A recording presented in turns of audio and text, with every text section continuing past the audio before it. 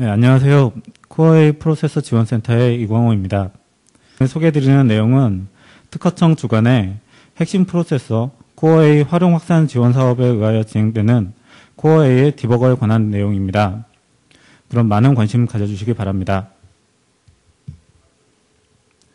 오늘 세미나의 진행 순서는 다음과 같습니다. 처음으로 JTAG 디버거란 어떤 것인가에 대하여 간략한 JTAG에 대한 소개를 드릴 것입니다. 다음으로는 본 세미나의 주제인 코어A 디버거와 버스 디버거에 대한 설명을 드리도록 하겠습니다. 코어A 디버거의 하드웨어 구성에 대하여 설명을 드리고 빠른 메모리 접근을 위하여 추가 설계된 버스 디버거에 대한 설명을 드리도록 하겠습니다. 마지막으로 코어A의 홈페이지와 해당 IP 소스 코드를 신청하는 방법에 대하여 소개하도록 하겠습니다. JTAG 오버뷰는 다음과 같은 순서로 진행됩니다. JTAG에 대하여 간략하게 소개하고 JTAG의 동작에서 가장 중요한 탭 컨트롤러에 대해서 소개하겠습니다. 마지막으로 JTAG이 포함된 테스트 시스템의 구조도를 보여드리도록 하겠습니다. JTAG은 IEEE 1149.1로 제정된 표준으로 JTAG 포트를 가지는 칩은 이 표준 프로토콜로 접근이 가능합니다. 4개의 시리얼 와이어로 구성된 JTAG은 바운더리 스캔이라는 이름으로도 사용되고 있으며 바운더리 스캔 기능을 활용해서 완성된 칩 내부를 디버깅하는 용도로 사용되고 있습니다. JTAG은 칩 내부에 탭 컨트롤러를 내장하게 됩니다.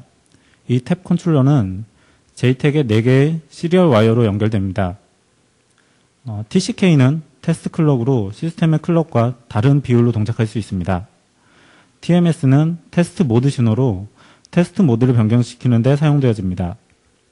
TDI와 TDO는 테스트 데이터의 입출력을 나타내는 신호입니다.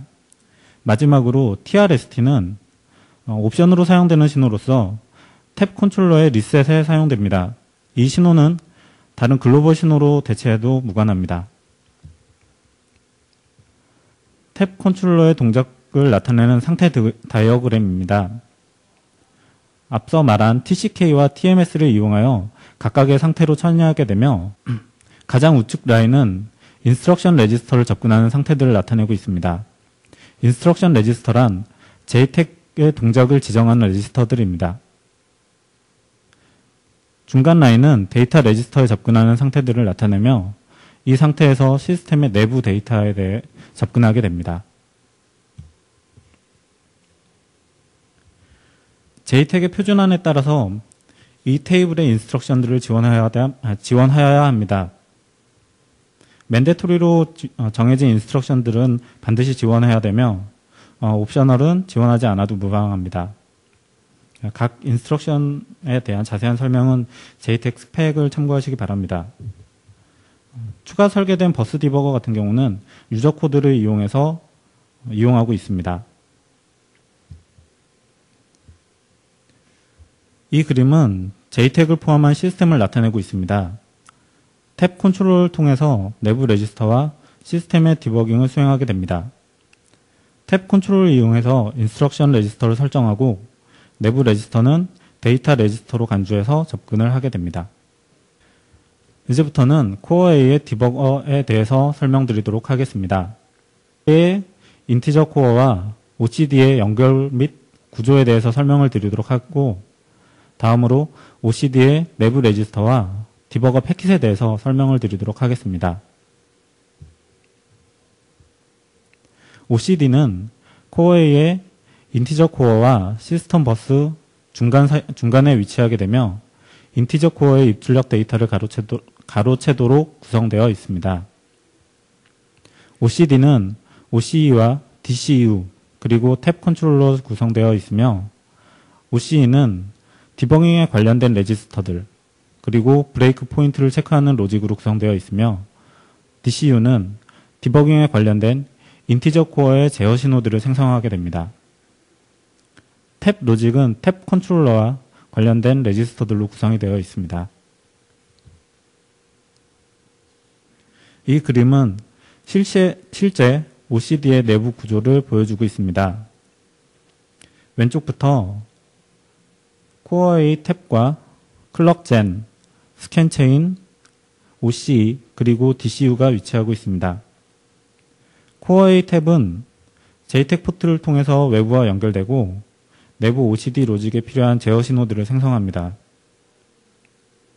클럭젠은 코어 A의 시스템 클럭을 제어하는 블록으로 디버깅 모드 시에 디버그 클럭을 시스템 클럭으로 바꾸는 기능을 수행합니다. 즉 외부의 TCK 신호가 시스템 클럭으로 바뀌게 됩니다. 스캔체인은 먹스들로 구성된 로직으로 인티저 코어와 시스템 버스의 데이터를 가로채기 위해 존재합니다. OCE와 DCU는 디버깅에 관련된 동작들을 수행합니다. OCE는 두 개의 하드웨어 브레이크 포인트를 제공하고 있습니다. 각각의 하드웨어 브레이크 포인트는 명령어 또는 데이터 주소와 값을 체크하여 디버깅 모드로 진입하게 됩니다.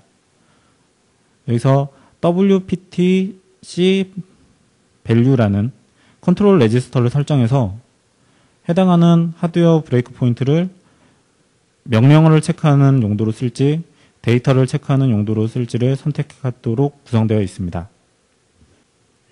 스캔체인은 인티저 코어와 연결된 인스트럭션과 메모리 데이터를 가로채서 디버깅에 필요한 데이터로 바꾸어 전달을 하는 역할을 합니다. 코어의 디버거는 레지스터를 읽거나 갱신하기 위해서 명령어를 인티저 코어에 전달하는 방법을 취하고 있습니다. 예를 들어 인티저 코어에 GPR을 읽고자 한다면 GPR을 메모리에 쓰는 동작에 해당하는 명령어를 디버거를 통해서 전달합니다. 이후 인티저 코어는 메모리에 GPR을 쓰게 되는데 이때 나오는 MD-out이라는 데이터를 디버거가 가로채서 사용자에게 전달하게 됩니다. 반대로 GPR을 갱신하고자 한다면 메모리에서 데이터를 읽어오는 명령을 전달합니다. 이후에 갱신하고자 하는 값을 MI 데이터로 전달하면 인티저 코어가 이 값을 GPR에 갱신하게 되는 거죠. 다음은 코어의 디버거를 통해서 코어에 전달되어지는 명령어 패턴들입니다. 코어의 레지스터에 접근하기 위하여 메모리 접근 명령어를 사용하여 접근하고 있습니다. 코어의 read core registers는 코어의 현재 레지스터 값을 읽어보기 위한 동작으로 메모리에 코어의 레지스터 값을 저장하는 동작인 STM 명령을 이용하고 있습니다. 여기서 STM은 멀티플 스토어 명령으로 여러 개의 GPR 값을 메모리에 저장합니다. 코어의 파이프라인을 고려해서 높 명령을 추가하고 16개의 GPR 값을 메모리에 저장되기 전에 OCD가 가로채서 사용자의 응용 프로그램 쪽으로 전달하게 되는 겁니다. 코어의 write core registers는 코어의 현재 레지스터 값을 변경시키는 동작입니다. 메모리로부터 코어의 레지스터 값을 갱신하는 동작인 LDM 명령을 이용하고 있습니다. LDM은 멀티플 로드 명령으로서 여러 개의 GPR 값을 메모리의 값으로 갱신합니다. 코어의 파이프라인을 고려해서 롭을 추가하고 이 동작으로 인해서 실제 메모리에 접근하는 것은 아니고 16개의 데이터를 디버거가 생성하고 이 생성된 데이터를 OCD를 통해서 코어의 메모리 데이터 인풋 포트로 전달합니다. 이렇게 되면 iCore는 GPR 값을 변경하게 되는 거죠. 코어를 이용해서 메모리 접근하는 명령어 패턴입니다. 워드, 숏, 바이트 단위로 메모리의 데이터에 대한 접근이 가능합니다. 지금까지 코어의 디버거에 대해서 알아봤습니다. 코어의 디버거는 인티저 코어에 명령어를 전달하고 인티저 코어가 해당하는 명령어를 처리하는 방식으로 구현되어져 있습니다.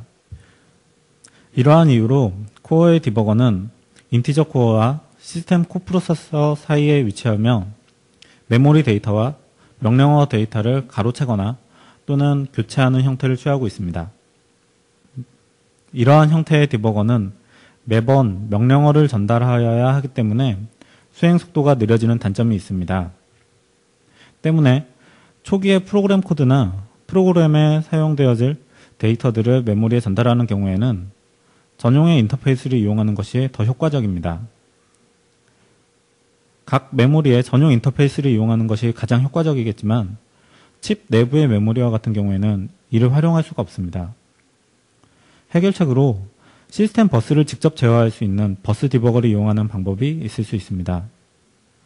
본 세미나에서는 기존의 JTAG 포트를 활용할 수 있는 버스 디버거에 대해서 설명을 드리도록 하겠습니다. 버스 디버거를 통해 프로그램 데이터를 더 빠르게 메모리에 기록할 수 있으며 코어를 제외한 나머지 시스템 디바이스의 정보에 대한 접근도 가능합니다. 버스 디버거는 시스템 버스의 프로토콜에 맞게 트랜잭션을 생성하는 블록입니다.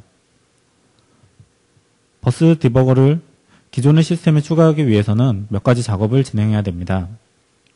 JTAG 프로토콜을 이용하기 때문에 탭 컨트롤러에 버스 디버거를 사용하기 위한 작업을 진행해야 됩니다. 다음으로 버스 디버거를 시스템 버스에 연결하고 탭 컨트롤러와 관련된 신호들을 연결해 줍니다. 마지막으로 리셋 네트워크를 분리시켜서 코어는 리셋이 풀리지 않지만 버스 디버거와 시스템은 리셋이 풀리는 모드를 만들어줍니다. 이는 초기 프로그램 코드와 데이터를 기록할 때 코어에 의하여 발생하는 예기치 못한 동작들을 미연에 방지할 수 있도록 도와줍니다. 이 그림은 베이직 플랫폼에 버스 디버거를 추가한 모습입니다. 그림의 왼쪽 상단에 탭 컨트롤러와 연결된 버스 디버거가 존재합니다. 단 코어는 시스템 버스의 마스터 디바이스로 버스 디버거를 통한 접근이 불가능합니다. 탭 컨트롤러에 버스 디버거를 위한 추가 포트들이 연결된 것을 보여드리고 있습니다. JTAG_DBG의 디파인으로 선언된 부분들이 버스 디버거를 위해 추가된 신호들입니다. 이 신호들의 자세한 의미는 JTAG 스펙을 참고하시기 바랍니다. JTAG 탑 블럭은 미리 약속된 JTAG 버스 디버거 프로토콜을 내부 버스 디버거가 동작하기 위한 제어 신호로 변환하는 기능을 수행합니다. 후 버스 디버거 프로토콜이 변경될 때 이 블럭의 수정이 필요합니다. 을 생성하는 블럭입니다. 앞에 소개한 JTAG 탑 블럭에서 생성된 제어 신호들을 기반으로 AHB 버스 트랜잭션을 생성하고 결과를 JTAG 탑 블럭으로 전달합니다. 지금까지 탭 컨트롤러와 연결에 대해서 설명을 드렸습니다. 지금 보여드리는 그림은 리셋 네트워크에 대한 그림입니다. 버스 디버거를 이용하여 메모리 접근 시에 예상치 못한 코어의 동작으로 인해서 발생할 수 있는 예외 상황들을 미연에 방지하기 위해서 코어와 나머지 녹색 박스로 표시된 나머지 시스템의 리셋 네트워크를 분리하는 모드를 추가합니다. 지금 보시는 슬라이드는 버스 디버거의 프로토콜들입니다. JTAG 인터페이스를 통하여 전달되어지는 프로토콜들을 표시하고 있습니다. AHB 버스 시스템은 버스트 트랜잭션을 사용하기 때문에 프로토콜에서도 이 부분을 활용하기 위해서 버스트 트랜잭션을 지원할 수 있도록 구성을 해놓았습니다. 맨 위에는 탭 컨트롤러에서 추가된 버스 디버거를 선택하기 위한 set_AMBA_DBG 그리고 AHB 버스 디버거를 선택하는 use AHB BDBG가 있습니다. 프리픽스로 get이 붙는 프로토콜은 메모리 로드 동작을 수행하며 푸시 붙는 프로토콜은 메모리 스토어 동작을 수행합니다. 모든 메모리 접근은 워드, 숏, 바이트의 단위로 동작이 가능하도록 구성되어 있습니다. 마지막으로 메모리에 128KB의 데이터를 기록하는 데 걸리는 시간을 측정한 결과입니다. 테스트에는 동일한 JTAG 클럭을 사용하였고요. 코어 디버거는 코어 A의 디버거를 이용하는 것으로 코어에 명령어를 전달하여 동작시키는 방식입니다. 버스 디버거는 싱글 트랜잭션과 버스트 트랜잭션을 각각 측정하였습니다. 버스 디버거를 싱글 트랜잭션으로 이용하는 경우에 다운로드에 걸리는 시간이 코어 디버거비 4분의 1로 단축되었고 버스트 트랜잭션을 사용하는 경우에는 1초 이하의 소요시간이 걸렸습니다. 메모리에 따라서 버스트 트랜잭션을 사용하기 어려운 경우도 있지만 초기 메모리의 데이터나 디버깅을 위한 과정에서 버스 디버거를 사용하는 게 코어 디버거를 사용하는 것보다 더 원활한 개발 진행에 도움이 될 것입니다. 다음은 코어의 홈페이지에 대해서 소개하도록 하겠습니다. 코어의 홈페이지는 www.corea.or.kr을 대표 도메인으로 가지고 있으며 corea.co.kr 또는 corea.net을 통하여도 접속이 가능합니다. 대학 및 기업 사용자 그리고 개인 사용자는 홈페이지를 통하여 코어의 프로세서의 정보를 얻을 수 있습니다. 또한 코어의 홈페이지는 이슈 트래킹 시스템을 적용하고 있기 때문에 사용자들이 발견한 문제점 및 개선 사항을 온라인을 통하여 지원받을 수 있습니다. 현재 코어의 프로세서의 지원은 아이덱과 코어의 프로세서 지원센터를 통하여 수행되고 있습니다. 또한 코어의 홈페이지를 통하여 코어의 프로세서의 IP 신청 및 다운로드가 가능합니다. IP 신청 및 다운로드는 홈페이지에 회원 가입이 없어도 가능하지만 홈페이지를 통한 온라인 지원은 회원 가입이 필요합니다. 현재 코어의 홈페이지를 통하여 다운로드 가능한 IP들은 다음과 같습니다. 2007년 IP들은 인베디드 시스템에서 기본적으로 사용되어지는 인터럽트 컨트롤러, 타이머, UART, 메모리 컨트롤러뿐만 아니라 다양한 인터페이스를 지원하는 페리페럴들로 구성되어 있습니다. IP들은 코어A 프로세서에 관련된 IP로 구성되어 있으며 코어A 프로세서 및 툴체인과 디버거, DSP, FPU, 그리고 공유 플랫폼에 관한 자료로 구성되어 있습니다. 코어A 프로세서 관련 IP를 다운받기 위해서는 온라인으로 IP 신청, 제출, 협약 체결, IP 다운로드 4단계를 거치게 됩니다. 이제부터 코어의 홈페이지에서 IP를 다운받는 법에 대해 설명드리도록 하겠습니다. 우선 홈페이지 상단에 코어의 정보에서 IP 신청 및 다운로드를 클릭합니다.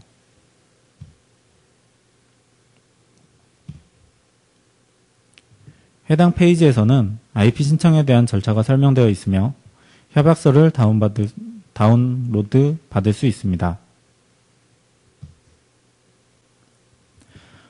온라인으로 IP를 신청하기 위하여 IP 요청 탭을 클릭합니다. IP 요청 페이지로 이동을 하게 되면 IP를 신청하기 위한 정보를 입력해야 합니다. 이 중에서 신청 아이디와 비밀번호는 IP를 다운로드 받을 때 사용되는 정보이니 꼭 기억하시기 바랍니다. 온라인으로 IP를 신청한 이후 협약서를 작성하기 위해 IP 요청 절차 탭을 클릭합니다.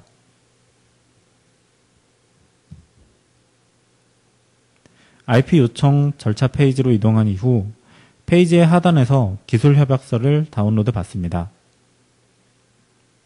기술 협약서는 HWP, DOC, PDF 세 가지의 포맷으로 준비되어 있으며 다운로드 받으신 기술 협약서는 아래의 기술 협약서 작성 및 제출 방법에 나와 있는 절차를 확인하신 이후 두부 작성하시어 코어의 지원센터로 보내주시면 됩니다. 제출하신 협약서 2부는 협약이 체결된 이후 코어의 프로세서 지원센터와 신청자 각각 한 부씩 보관하게 됩니다. 온라인 IP 신청 및 협약서를 제출하시면 정상적으로 IP를 다운로드 받을 수 있습니다. IP를 다운로드 받기 위해서는 IP 다운로드 페이지로 이동하면 됩니다.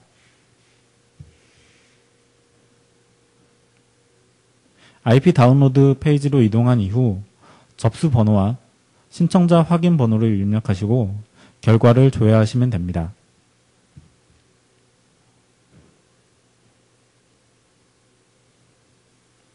이때 입력하는 접수 번호와 신청자 확인 번호는 IP 요청 페이지에서 작성하셨던 신청 아이디와 비밀번호입니다. IP 다운로드 결과를 조회한 예시입니다. 현재 온라인 IP 신청 및 협약서를 제출하였지만 정상적으로 협약서가 우편으로 접수되지 않아서 아직은 대기 상태임을 확인할 수 있습니다. 우편으로 후 정상적으로 IP 다운로드를 하기까지는 약 2일에서 5일 정도의 시간이 예상되오니 참고하시기 바랍니다. 이것으로 본 세미나에서 준비된 코어 A 프로세서와 코어 A 홈페이지 및 IP 다운로드 방법에 대하여 소개하였습니다. 코어 A 프로세서의 자세한 내용이 궁금하시다면 코어 A 홈페이지를 통하여 확인하실 수 있습니다. 그럼 세미나에 관심 가져주셔서 감사합니다.